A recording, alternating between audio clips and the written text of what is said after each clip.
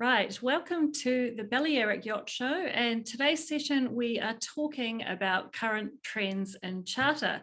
So before the pandemic, we were seeing an appetite for charter guests requesting off the beaten path destinations and authentic experiences. And with the increase in builds for explorer yachts, this trend looks likely to continue.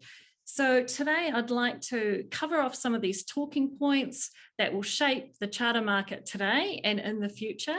First, though, we will introduce our panelists that will join us today, who will give you a quick overview of who they are and what they do. So first up, we have Advait Deodhar, who is joining us from London.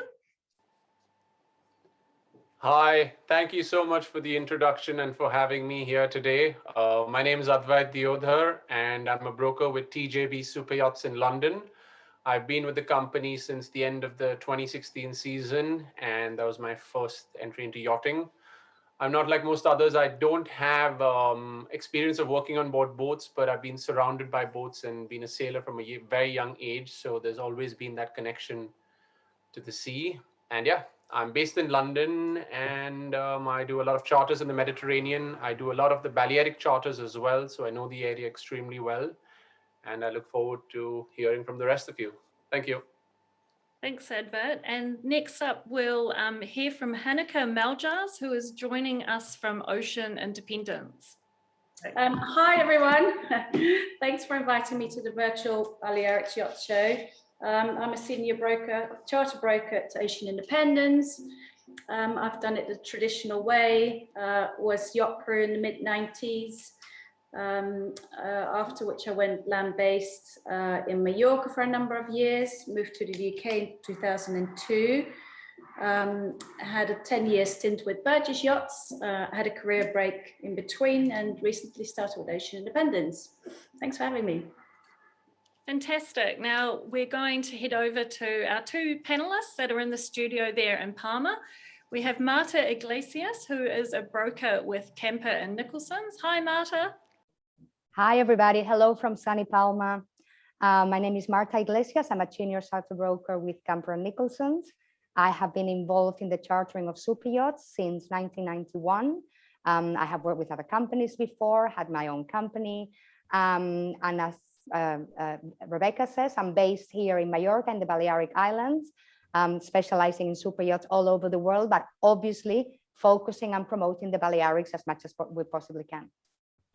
Thank you. Now, joining Marta there in the studio is Claire Sinclair, who is a yacht consultant. Hello, Claire. Welcome to the session. Hi, Rebecca. Actually, I work with West Nautical as a client manager, mostly on the charter brokering side of things. I have got experience as crew as well. I bounced around the world for 3 years as a chief stewardess on board mostly sailing yachts, which is part of my passion and the reason I came over to yachting after leaving my corporate life. And I'm also based here in Palma. Fantastic. And just to introduce myself, my name is Rebecca Whitlocke, and I am a freelance writer. I also regularly contribute to yachting media, including Onboard Online, Super Yacht Stories, and Yachting International Radio. So the session today will run for approximately 45 minutes. And if you have a question relating to the session, you can drop that into the chat box and we'll hopefully answer that at the end. Now, we'll get straight into our talking points that we have here. Of course, the Balearics is quite a big focus for the chat today and a lot of the sessions that are during the show agenda. Now, 500 nautical businesses make up the Balearic yachting market, and of that, charter represents 14%. So it's a big chunk of what is contributing to the economy for the Balearics, and that's quite an important thing for us to discuss today. As well, we're going to briefly chat about the changing demographics of wealth, nationality, age, and gender. So, Advait, I'd like to come across to you first. Can you share your insight around any shifts that you've noticed regarding demographics, particularly over the last few years? For example, we've seen younger charter guests and yacht owners. Yeah, thank you. There's definitely, from my side personally, before I address some of the points you mentioned, being one of the only Indian brokers in the industry, I'm of course trying to bring a lot of the, I'd say, the Indian market to the industry, and you're going to start seeing more. I'm sure a lot of boats are going to see a lot of more Indian clients on board, and hopefully, I have to do. I've been part and parcel of the reason for that, for bringing them across, but from in the past few years, I think particularly in the last, I'd say 12 months, ever since the pandemic in itself, for the people who have been traveling, like you mentioned, there's a lot of younger and younger people who are starting to charter, a lot of younger people willing to spend a lot more money in this. And there's a lot of people from tech backgrounds. And of course, I think that's stating the obvious, but a lot of people have made enormous amounts of wealth over the past 12 months with markets booming. And I've seen a lot of younger people like looking at bigger boats as well. People who look at 20, 25-meter boats over the past few years are now going up to the 35, 40-meter range, and they're not scared of spending. So that's the biggest thing I've seen in the age group, is that people want to spend more, although they're younger. Right, thanks very much for your insight there. Now, Marta, I'm coming across to the studio to you. Now, with this younger generation, I've seen a few charter companies who have been pushing out marketing on platforms such as Instagram and TikTok. Now, it's fair to say that charter guests, they're always looking at innovation and trends and things like that. For example, digital marketing and new platforms that perhaps we can be doing promotion for charter experiences. Do you think, Marta, that there's a place for traditional marketing alongside technology? Definitely. I mean, I think one thing complements each other. It is true that we're seeing many more younger clients than before, but I would even categorize those younger clients into two different groups. One are the brand new young clients who have just made their own money and they're coming into the business, and those are more likely to use from the batch the new social media tools. But the other group that I have a lot of is the kids of my older clients, who have already been chartering all their lives since they were kids, and they are looking at chartering with now their new spouses or with their friends, and they're also keen to still use the old tools, the old names, the heavy yachting names. So both systems of marketing are going to live side by side for many years to come. Now that's interesting, that points that you just made there, Marta, about the cross-generational spread for charter guests and the flow down through family generations. Now, Claire, just covering off about that, we've seen, you know, all these tools coming in, and now today we've got things such as 360 tours on board yachts and also live chats with brokers. Do you think that we always will need that human element to sell charters? Yeah, I think ultimately it's a very personal experience, and you're really invited into people's lives when you're booking a charter for them. So I think always it's going to be the personal approach, although maybe the foot in the door is going to be via social media in a lot of the young generation cases. And Hanneke, do you have any input to share about the importance, because obviously the Balearic Yacht Show, it's entirely virtual here, and it's teamed up with the Palmer Show. So do you find that this is a benefit to reaching new clientele, especially younger charter guests?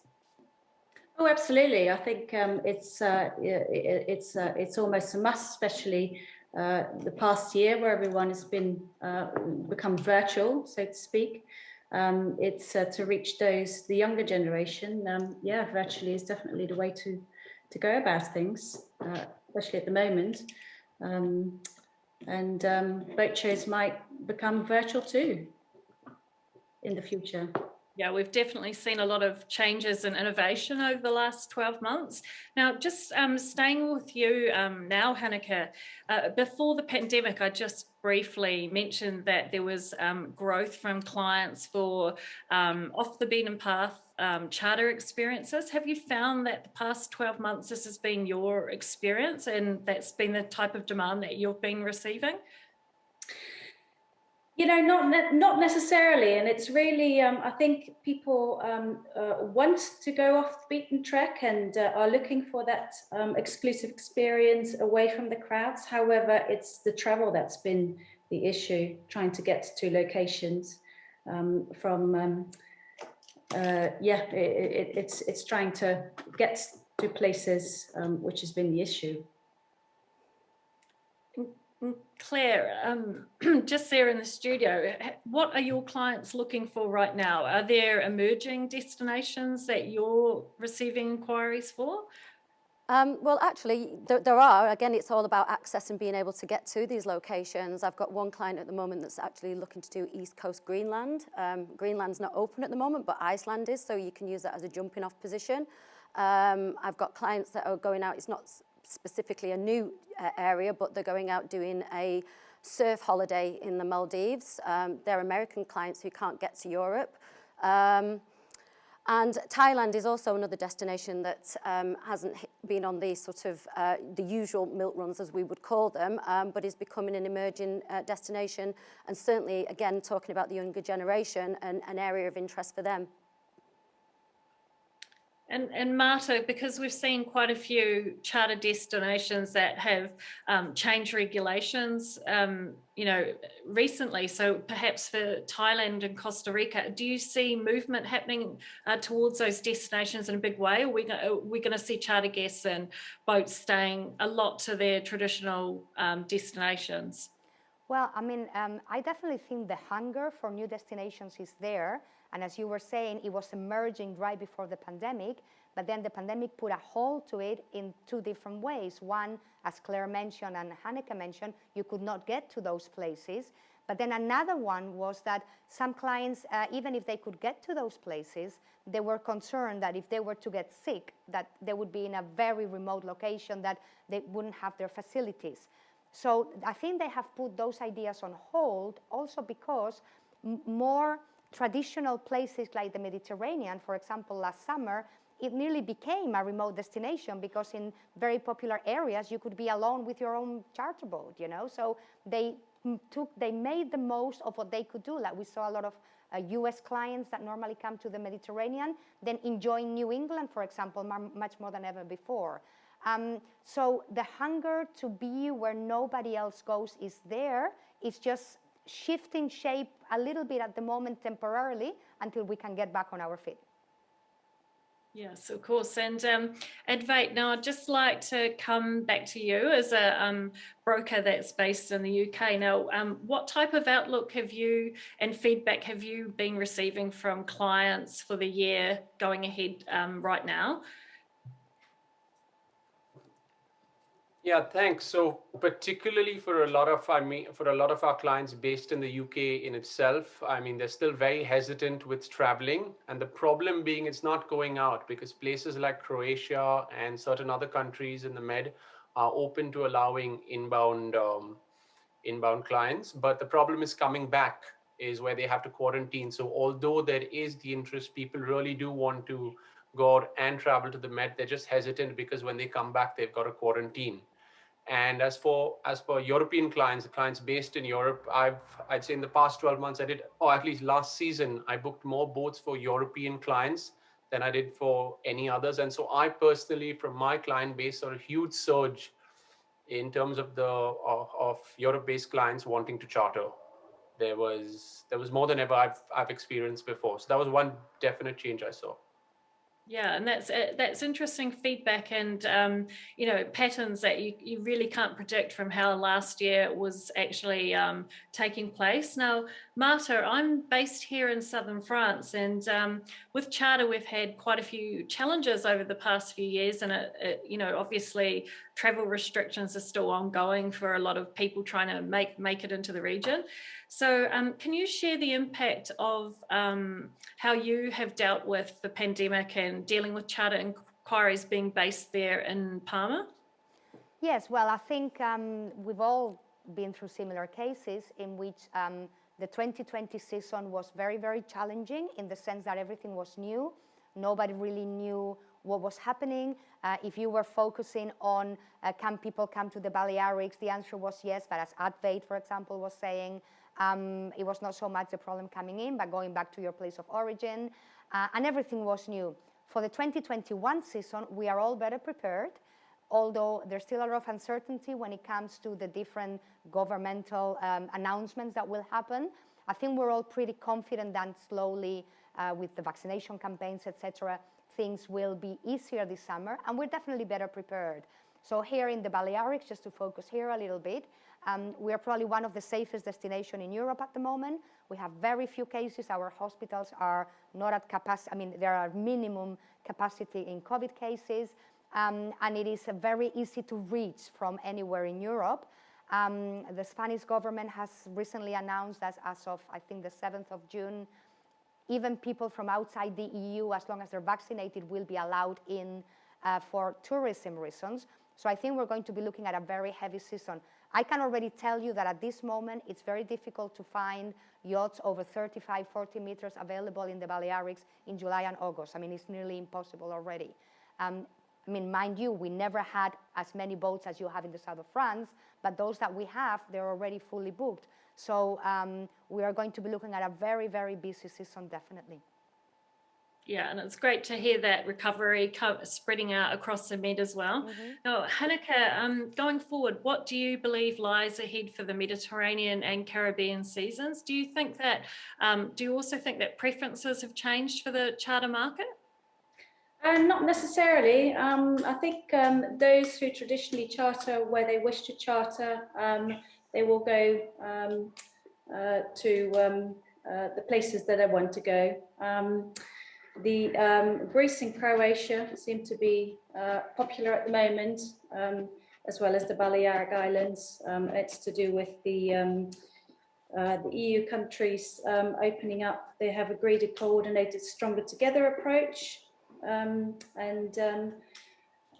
they are working on a colour coding where the regions are green, orange, yellow and grey. And yes, the Balearic Islands, Croatia and Greece top that at the moment. They've also opened up to American travellers who are fully vaccinated. And in terms of American travellers, the Bahamas seems to be the most popular at the moment due to its ease of access and location, close proximity to America. Fantastic. Thank you, Hanneke. Now, Claire, what outlook do you have for 2021 from a perspective from West Nautical? And do you see a certain vessel size or type dominating the charter sector? Well, it's been already a very, very busy start to the season, and to sort of echo Marta's sentiments, already it's becoming very difficult to find yachts available in July and August. Peak season has absolutely taken off. So I think we're all in for a really strong season, which is wonderful to see the recovery off the back of last year. Everybody wants to travel, so I think everyone's basically on standby. We've got the charters booked. It's going to be a case of whether they can be completely delivered. Obviously, nobody really wants to be using the addendums that we've used for COVID, so hopefully everything will go as planned and we see a fantastic recovery for the Mediterranean and particularly for the Balearics. Brilliant. And just while we've got you there in the hot seat, Claire, now you're based there in Palma, so can you share a few must-visit locations for Mallorca? So top beaches or recommended activities for charter guests. What would you put on your top 3 lists there? Well, crash. Where do you start? We've got a mini continent. We've got a we've got a mini continent here. I live in Palma, so I'm always going to fly the flag for the city. There's so much to see. There's such great energy here. There's so much architecture and history. Wonderful people. Beaches, well, where do you start? Again, you know, we've got almost as many beaches as we have days of the year, you know, from Cesalinas and, I wouldn't know, Cap Falco, for instance, great for little day charter stop-offs, down to Andrax and the west coast, those beautiful mountains and that wonderful backdrop, Sacalobra. I think up to Soyer from there, and I think I'll stop there and maybe let Marta take over, flying the flag for Mallorca. Yeah. Well, I mean, she has talked about Mallorca, mentioning the places that I would recommend. I think Menorca is one of the islands that people know the least. Menorca has always focused on conservationism, on environmental conscience, and it is an incredibly wild, but yet very well taken care of island that I would strongly recommend. The southern coast of Menorca has some beautiful, beautiful turquoise water beaches, whereas the northern coast has a little bit more of an atmosphere and fantastic food. And of course, I don't think we need to sell Ibiza, but I would like to sell the other side of Ibiza. I mean, Ibiza is not just about the nightlife. We actually do not know what's going to happen with the nightlife this year either, but Ibiza has so much more to offer. It has some amazing areas that people normally do not visit because they were busy doing something else, and this is the year to do it. It's just so much on offer, and it's important that there's an education aspect as well, especially across the Med, because the countries are so different as well. And I think that's something that is always going to be driving charter business here. So the leisure boating, it's just such a key part of the tourism there in the Balearic Islands, and berths represent 5% of the total moorings that are within the Med, and of course 17% within Spain. Now, Marta, what do you propose happens to continue growing the Balearic charter market? You mentioned that already it's becoming difficult to find charter vessels in summer this year. So is there any improvements that you can see to be made? Well, I do not want to do any negative administrative criticism on this panel, but I think I will. We still have some administrative hurdles when it comes to obtaining a charter license in Spain. If we could get rid of those, then we would have more boats on offer here. Because basically what happens is at the beginning of the season, every yacht decides where they're going to get a license from so that they can charter in different countries in the Mediterranean. France, Italy, and other countries have it very easy. Here, it's not impossible, but it's simply the bureaucracy takes you longer, so they have to decide well in advance. So this rules out any last-minute charters on boats that are available that do not have the license, for example. So if we could have an easier bureaucracy to get it done, then we would have more boats on offer, and then we could have more people enjoying our islands here. I do not think we have a huge berth problem. I think we are able to accommodate pretty much the boats that want to be coming and going. Of course, on during the peak season dates in places like Ibiza, etc. Yes, there you have a berth problem, but you have it in Saint-Tropez, you have it in Porto Cervo, everywhere. I mean, you know, there's always 2 or 3 weeks where it's very difficult to get a berth. But otherwise, I think we have more administrative problems than anything else, aside from the fact that we're about 400 miles from the south of France, which then you have to bring the boats here. But I think that's a secondary problem, really. It's more the administrative side. Right, thank you. Now, Advait and Hanneke, what would you add to the points that Marta and Claire have just made, how the Balearics can improve and just boost their profile as a competitive charter destination? You want me to start? Yeah. I think Marta made some fantastic points over there, that there's a limitation on the number of boats actually available for charter in the Balearic Islands because of the Spanish charter license that's required.